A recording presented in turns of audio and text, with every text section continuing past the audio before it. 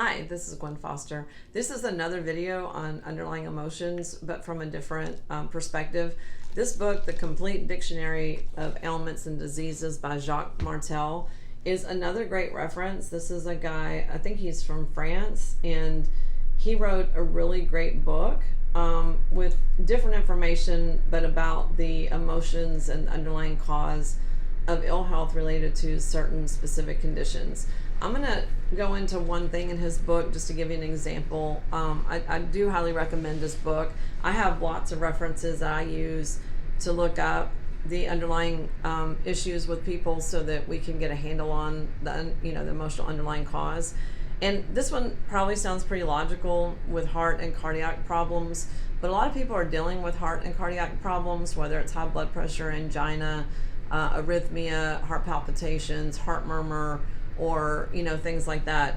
The heart always represents love or loss of love, and I think it's super important that because so many people are on heart medications or heart treatment, I think it's just important to think about it from an emotional perspective.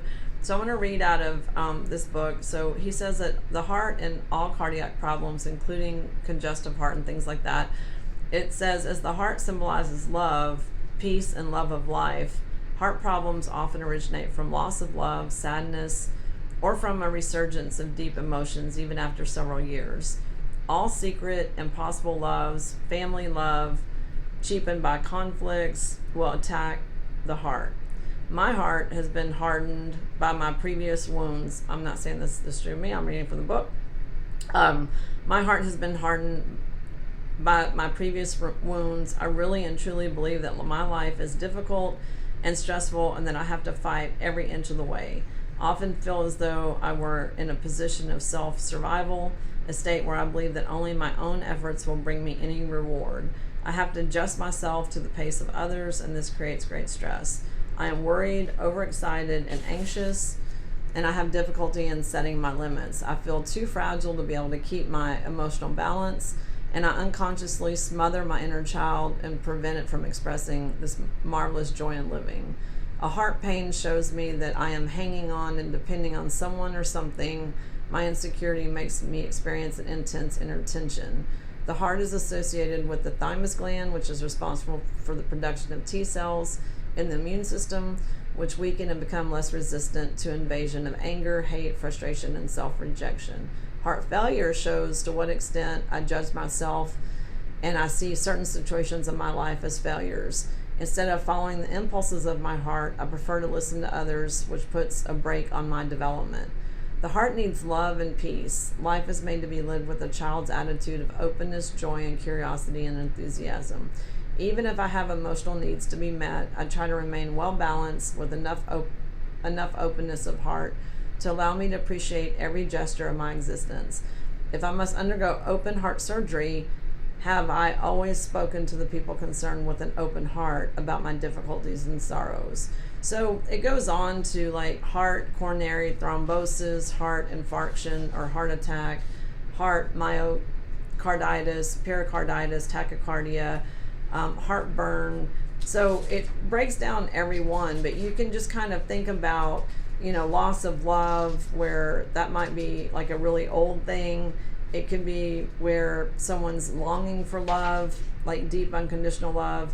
It can also be sadness. And in the cases of heart attack that I know about, they have been either after a breakup and loss or separation, or also with a resolution of a conflict, like where there's a new relationship. And that goes back to the Hammer theory.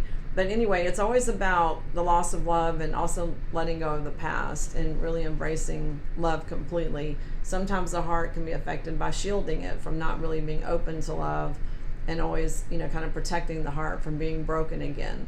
So this book is really great. It talks about things, the heart's a pretty easy one to kind of figure out. But even, with the eyes and what we don't want to see, ears and what we don't want to hear or that we've heard, like nagging or whatever. But even in some weird cases like diphtheria, which you could think is an infectious disease, but diphtheria has an emotional basis too.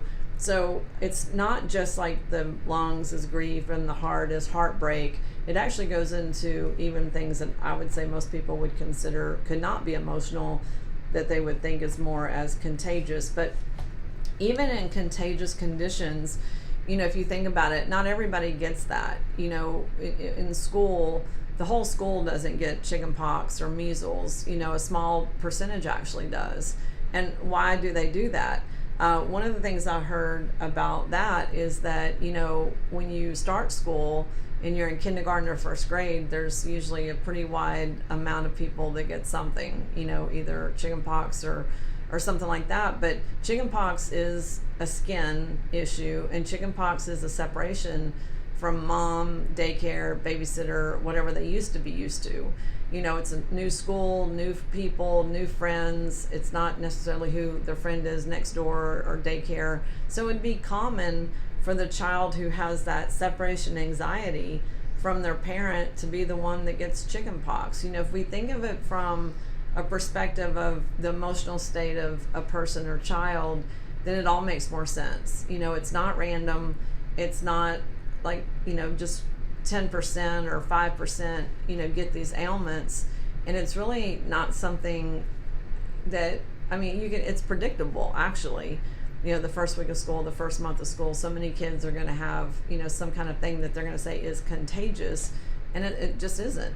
So I hope you enjoyed the video, and like and subscribe. Thanks.